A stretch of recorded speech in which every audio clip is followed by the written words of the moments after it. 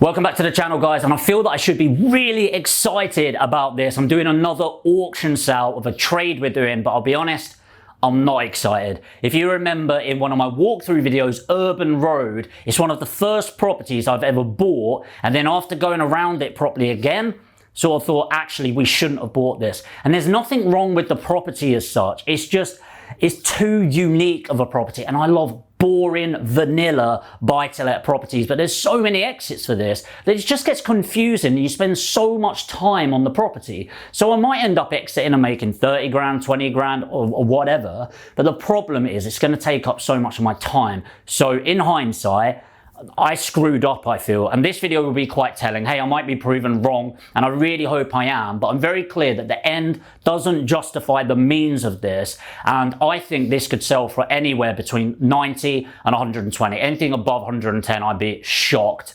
Anything below 100 would suck, but I do think it will be within that range, and my gut is telling me it's not going to go well, and I think we're probably going to see one of these unsold lots again. So let's jump in and see what the market's doing and see where we get to on this one.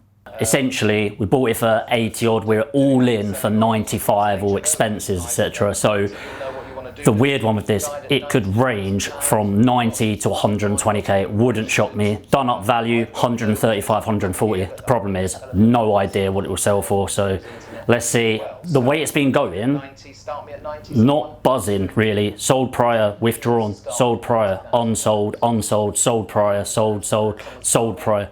So it might go really well and I'll eat my hat, but I think it was too risky and I don't think we should have bought it, but we'll see.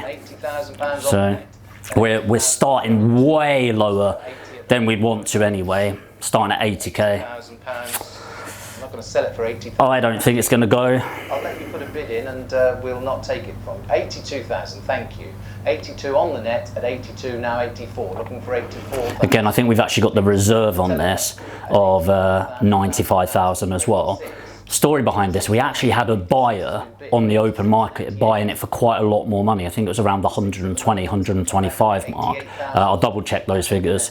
But yeah, this one was just, the buyer pulled out due to mortgage reasons on the open market, and then we were about to lose the deal, so we become a motivated buyer, which I hate being, but we screwed up, and it just goes to show after loads of years you can still screw up quite a lot. But we're coming close to it. 92. 92,000, do I see 94? I'd prefer not to sell it for 95 if I'm honest. 94,000, looking for 96. Prefer just not to sell. At 96,000 pounds, 96 has been bid on the telephone. At 96,000, looking for 98. We're selling now. Got 96,000, do I see 98,000? Got 96 at the moment. Take one if you like, 97. At 97,000 pounds, back on the net at 97, looking for 98. Really hoping I'll get proved wrong on this. 97,000 pounds. Looks like it's between two of you now. So I've got 97,000 pounds, do I see 98,000? Telephone, do you want to come back at me? I've got 97 at the moment. 97,000 pounds, are you all done? At 97, take half if you like now. 97 and a half, one more. You never know, might get it. At 97,000 pounds, are you all done? There's no one hovering there, so 97 once. At 92, do you want to come in? Got 97 at the moment. Another half, one more. 183. That was only salesperson less entry, is he? 97,000 pounds. Doesn't look like any of you are coming back at me on that one, so I am a little bit short. We've still got a little bit of headroom there, but there's two of you there have been bidding on that one, so we'll speak to you afterwards on that, and we might be able to tie something up close to that. We'll have a word with the vendor. So lot 1200. Well, I am the vendor, so that was unsold at 97, which is surprising because I'm pretty sure we set the reserve at 95,000.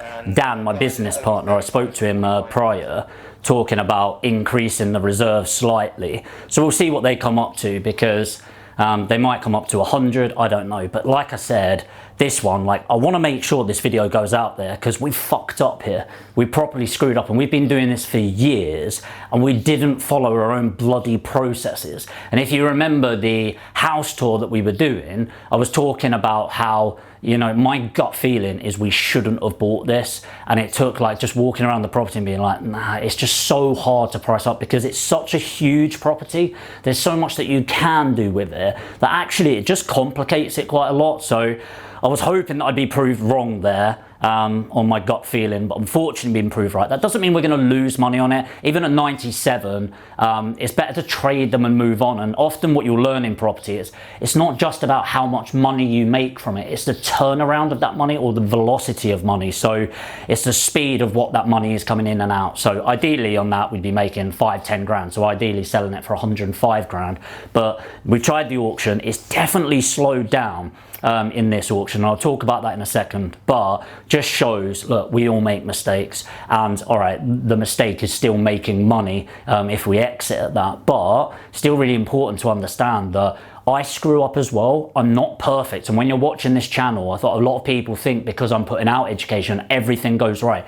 It doesn't. Welcome to the world of property. It sucks that that's happened, but what am I going to do? There's no point sulking about it. Now I need to look at the other exit. I'll keep you posted with how I go, but something else that I wanted to notify you of is auctions are a really good tell in terms of where the market's going. The last few auctions that have been on, it's just been sold, or sold prior and way above. If you remember a couple of the others that I've sold in auction this year, they've sold like 10, 15, 20 grand above what we thought it would do. And on this one, again, going through well, we got sold for 83, sold prior, withdrawn, sold prior, unsold, unsold, sold prior, sold prior, unsold. It's really slowing down. And do I think this means a correction in the market as the market going down? No, I think it's too early to tell. What I do think is the confidence in the market is starting to break down a little bit, and it's definitely going to have a slowing in the market, which is good actually for us investors. That means that we should expect trying to find these opportunities a little bit easier in the coming months, but we'll see how we get on with this one.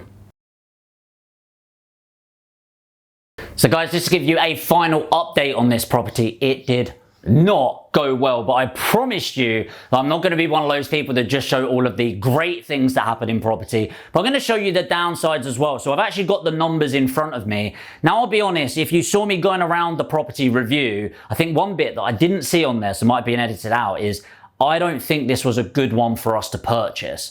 And the reason why I want to show those sort of things is my honest voice there, in that we all make mistakes. Please don't watch this channel thinking that I'm perfect. I'm not. I make mistakes as well. But I like the concept of failing forward, okay? So I screw things up. The other day I was talking about a property where we're doing a trade, we're gonna make 80-odd thousand plus, and that video should be coming out soon. And on this one, it just didn't pan out. So what ends up happening with this? Well, I did end up spending some time, but if you remember, I really love the concept of velocity of money. And what this means is instead of trying to focus on the best way of making money all the time, just getting the quick turnarounds, okay? Really speeding up the whole thing. So with this one, I decided, you know what, I'd rather take my drink from it, move on from the property, let it be someone else. And I might get in touch with the person that's bought it and monitor that and let you know what they did with it and how much money they made. I think that would be a cool video. And I can guarantee, or I can't guarantee, I'm sure they will make plenty of money and I'll have no bitterness whatsoever. But what did we do? Well, it didn't sell at the auction. I've got my numbers here with it because I want to keep it accurate for you. Remember, it didn't sell at auction, but somebody got in touch post-auction, got a survey on it, did what they need to do on it, and we ended up selling the property and making a drink at best, okay? So remember, we bought this at 87,500, conveyancing at 1,100, stamp duty at 2,625, holding cost is 270 on this, some tax, selling costs, because obviously the auction house almost made as much as we did on this. Congratulations. We ended up being all in on this at 93,314, which is quite a lot higher than we purchased it for, but is what it is. And we've just exchanged yesterday on this for £97,500. That means our profit on this deal is £4,186. Now, there's two ways of looking at this. You could go, Jamie, all you did was got a lead in, agreed it, you bought it, you sold it, and you made $4 grand, okay? And you made a YouTube video in the meantime, so you got some content out of it. Yeah, okay, that's cool. The negative side of me goes, I could have packaged that on and made double that with no money at risk and, you know, all of that. It's our second worst ever trade, okay? Now, actually it's the third, because there's one in Burnley that I did in my first ever property where I just about broke even, lost money. The other one we made a couple of grand, and this one we've made £4 grand.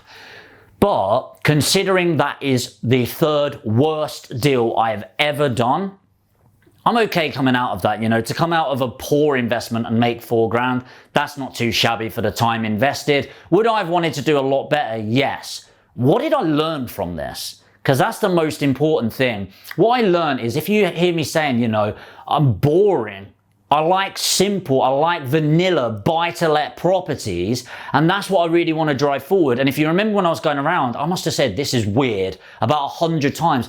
I don't like complex things unless I've done my due diligence around an area and I know that I'm going in for a HMO, I'm going in for a serviced accommodation, I'm going in for a development, and I didn't have that with this area. I was going in thinking a straight trade, a flip and all of that, and it's just too complex of an exit for me. So sometimes you need to make sure that you're actually looking at the property and having an emotional intelligence around it, not just your intellectual intelligence and your objective intelligence, because property isn't just about the numbers. If you walk around something and you're like, this just doesn't feel right, and it's a downside of me scaling quickly and not going around all of them when I'm purchasing, which, by the way, I'm not about to change. I love the way I do things and I like speed.